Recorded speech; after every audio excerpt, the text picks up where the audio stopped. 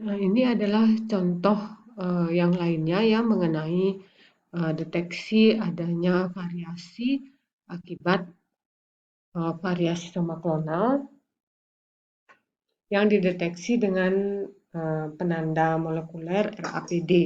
Jadi di sini pada kultur in vitro dari kalus dari kentang. Ya, nah di sini tanaman asal, kemudian ini adalah tanaman yang berasal dari kalus.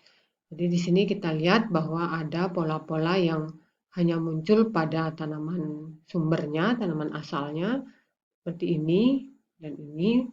Tapi ada juga yang pita DNA yang hanya muncul pada tanaman yang diinduksi dari kalus. Nah, sedangkan yang tiga ini adalah menggunakan primer yang berbeda, ya, tetapi yang dihasilkan juga terlihat adanya variasi ya. Ini misalnya jadi tanda panah ujung panah ini menunjukkan adanya perbedaan antara tanaman sumber atau tanaman asal dengan tanaman yang berasal dari kalus. Oke, nah berikutnya ini adalah seleksi yang dilakukan dari materi variasi somaklonal. Nah, seleksinya adalah seleksi untuk toleransi. Ya, dan di sini yang saya ambil dari jurnal itu adalah seleksi in vitro padi pada beberapa perlakuan aluminium. Ya, jadi ini adalah kontrolnya dengan pH medium 5,8, sedangkan yang B ini pH-nya 4. Lalu yang C sampai G ini adalah di mediumnya ditambahkan aluminium dari 100 ppm sampai 500 ppm. Ya, nah aluminium itu pada tanah yang masam itu menunjukkan kadar aluminium yang banyak, gitu. Sehingga di sini digunakan juga kontrol pH yang rendah. Ya. Nah, kita bisa lihat di sini bahwa pada aluminium 100 ppm itu masih terdapat kalus yang berwarna hijau ya.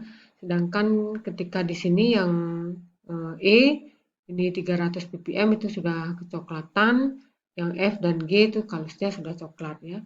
Jadi menunjukkan pada konsentrasi yang tinggi ini jadi 500 ppm, 400 ppm, 300 ppm itu tidak ada kalus yang bisa bertahan ya, termasuk di sini mungkin juga ya yang D juga yang 200 ppm.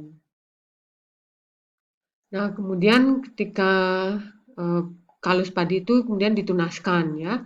Jadi ditunaskan, yang A ini adalah kontrolnya, kemudian yang B ini yang kontrol pH 4, lalu yang C sampai F ini yang diberikan aluminium. Nah, kita lihat di sini yang konsentrasi 400 ppm itu dia coklat, ya tidak ada tunasnya juga. Yang C ini juga coklat, tapi yang D ya yang 200 ppm ini ada tunas-tunas yang tumbuh ya yang bertahan. Yang C juga, sedangkan ini pada pH 4 dia tunasnya juga tidak bertahan ya. Jadi di sini menunjukkan kalau pada yang D ini tunas-tunas yang tumbuh ini dia resisten terhadap aluminium dengan konsentrasi 200 ppm.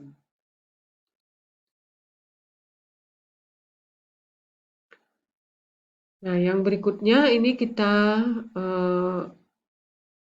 melihat hasil penelitian ya penggunaan asam fusarat dalam seleksi in vitro untuk resistensi abaka terhadap fusarium. Jadi penyakit layu fusarium ini penyakit yang banyak menyerang tanaman musa termasuk abaka. Nah, abaka ini adalah diambil untuk seratnya ya. Jadi dia sebelumnya melakukan peningkatan keragaman tanaman abaka ini dengan menggunakan EMS. Jadi dia kalusnya itu diberi perlakuan dengan EMS, lalu EMS-nya ini 0,6% selama 2 jam, jadi digoyang. Ya, kalusnya itu berukuran 3 kali 3 kali 3. Kemudian ditumbuhkan ya. Jadi setelah mendapat perlakuan itu ditumbuhkan dalam medium kalus. Ini komposisi mediumnya. Nah, kemudian kalus yang sudah diberi perlakuan tadi ini dipotong lalu diseleksi pada medium dengan penambahan asam fusarat. Ya, jadi asam fusarat ini adalah senyawa aktif dari fusarium. Jadi dilakukan seleksi in vitro di dalam medium yang diberi penambahan asam fusarat. Nah, pengamatan lalu dilakukan terhadap persentase kalus yang mampu bertahan hidup. Nah, jadi ini gambarnya ya. Jadi ini adalah dua varietas ya, dari Abaca. Yang varietas ini Tangongon dan Sangihe. Ini Tangongon, ini yang Sangihe. Lalu ini adalah konsentrasi dari asam fusarat yang diberikan di dalam medium. Ini yang Tangongon, jadi kalus bertunasnya ya, berapa persen. Pada yang tidak diberi asam fusarat sih 90% ya, kalusnya memproduksi tunas. Sedangkan pada yang tertinggi ini 60 miligram per liter asam fusarat tidak ada nih kalus yang memproduksi tunas. Kemudian ini jumlah tunas per kalus. Jadi kalau yang paling tinggi itu tidak ada ya, karena memang tunasnya tidak muncul. Jadi penurunan tunasnya ya 100%. Tapi pada 45 ini ada 25% kalus yang memproduksi tunas.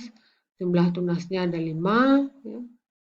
Kemudian kalau pada kultivar yang satunya lagi itu ada 6. Total jumlah kalusnya 31, 10 pada Sangihe ini. Kemudian penurunannya 90. Ya, jadi pada 45 ini masih ada yang bisa bertahan tunasnya.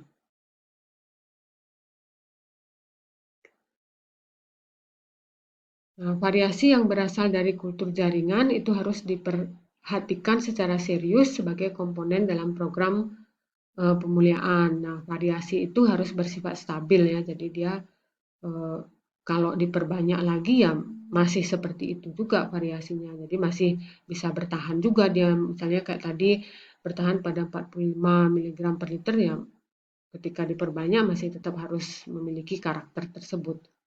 Tentunya perubahan sifat itu juga adalah pada perubahan sifat yang penting seperti pada vigornya, hasil, kemudian kemasakan, tipe tanaman, fertilitas, termasuk tadi resistensi ya.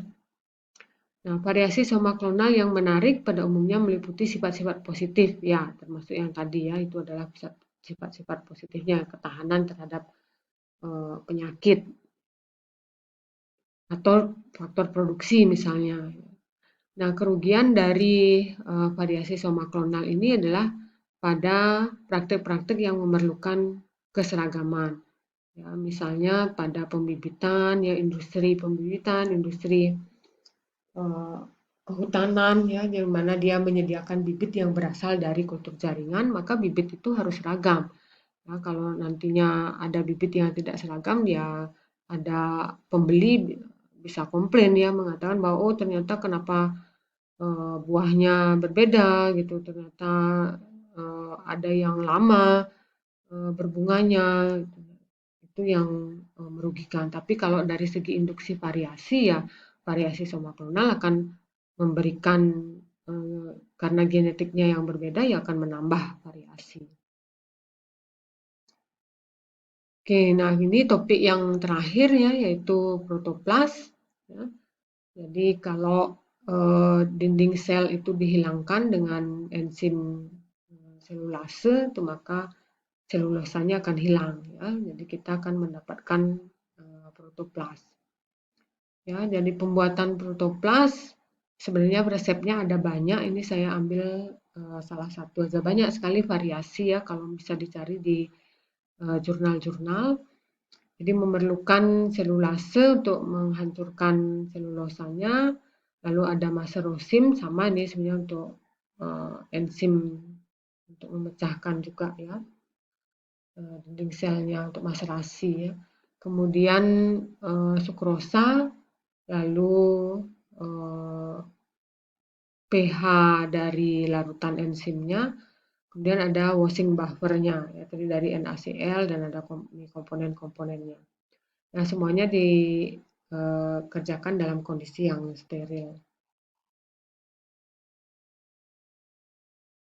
Jadi daun itu disterilkan ya langkahnya, kemudian epidermisnya dihilangkan, jadi epidermis dikelupas sehingga kita mendapatkan parenkimnya ya. Nah, lalu daerah parenkim itu di mana tadi daun epidermis daun itu sudah dikelupas itu diletakkan di eh, larutan enzim tadi ya. Kemudian diinkubasi overnight, lalu di keesokan harinya itu disaring, ditambahkan dengan dicuci dengan buffer ya, disentrifuge, lalu protoplasnya akan berada di bagian atas. Ya, misalnya ini cara yang lain ya, tapi kalau yang dulu pernah saya lakukan tidak dilukai seperti ini, tetapi dikelupas seperti yang tadi saya katakan. Jadi epidermisnya itu dikelupas. Kalau yang pada gambar ini dia daun itu dilukai, ya, dilukai kemudian ditaruh di larutan enzim. Kemudian dilakukanlah proses lebih lanjut tadi ini inkubasi semalam, lalu nanti dicuci dan disentrifuge. Kemudian didapatkanlah protoplasnya. Nah, kemudian dari protoplas itu dilakukan fusi protoplas, ya. Jadi kita bisa menggabungkan dari dua uh, spesies. Ya. Kemudian setelah terbentuk fusi itu dapat ditumbuhkan menjadi kalus, lalu kalus ini nanti dapat ditumbuhkan menjadi tanamannya. Ya, jadi ini kalus yang dihasilkan, kemudian kalus itu organogenesis ya, jadi dibentuk daunnya dan nanti ditumbuhkan daunnya, kemudian nanti tumbuhkan akarnya, ya, kemudian ditanam di glass house. Ya, jadi dari fusi protoplas itu juga bisa menggabungkan dua spesies ya. Jadi misalnya satunya ini adalah ini terung ya, jadi ini Solanum melongena, ini Solanum melongena, ini Solanum torfumnya. Jadi ini yang difusikan karena Solanum torfum ini memiliki karakter yang dia tahan terhadap lingkungan. Jadi karakter tersebut yang ingin digabungkan dengan Solanum melongena yang merupakan terung yang didomestikasi, yaitu tujuannya dia melakukan fusi protoplas.